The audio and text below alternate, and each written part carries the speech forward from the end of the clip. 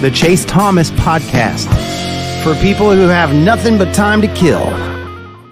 I think, in the country than what Tennessee's going to be able to, when healthy, rotate through. Because, I mean, Joshua Josephs, I think, is poised for a big year. And that kind of leads to my final question here, Cooper, is one of the more interesting developments. Obviously, you're seeing James Pearce, who we talked about here.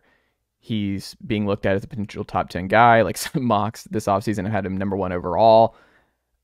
When you go back and think about how you saw Pearce out of high school 3 years ago, did you see this level of upside? Did you have, like, what have you seen post high school Pearce that has just been like, oh, this was like the best case scenario and this was always in the cards? Or did you think, even at the time, you're like, I didn't think he'd be the best Leo in the country at one point. I think he could be good, but I didn't know he would actually be this good, where he's unblockable and he's running a 4.4, pick sixes, and just like an absolute beast on defense. If we knew he was as good as he is, we would have had him ranked a lot higher. Yeah.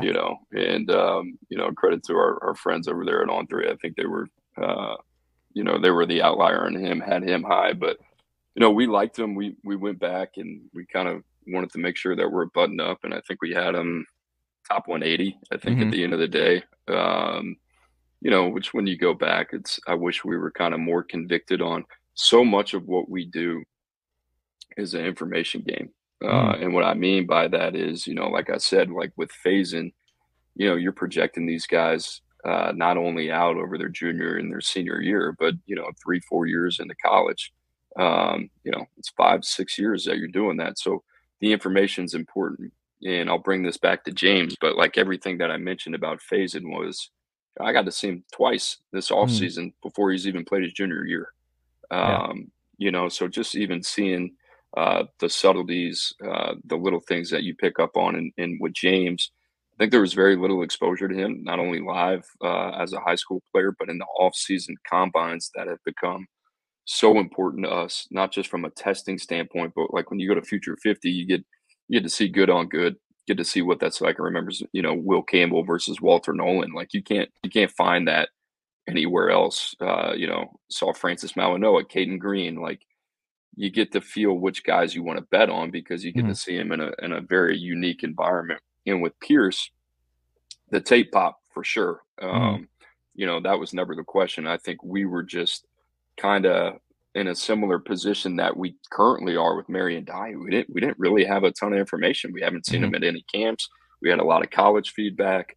In terms of the recruitment, it was kind of Tennessee, and it was done. So I'm glad we got him in the top 247.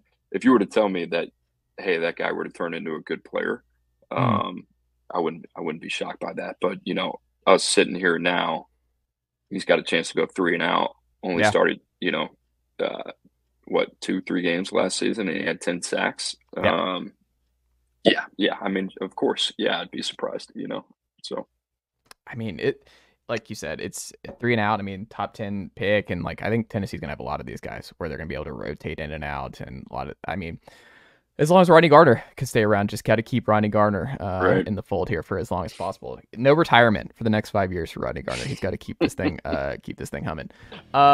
Cooper, Nicely done, nephew. The Chase Thomas Podcast. Hell yeah.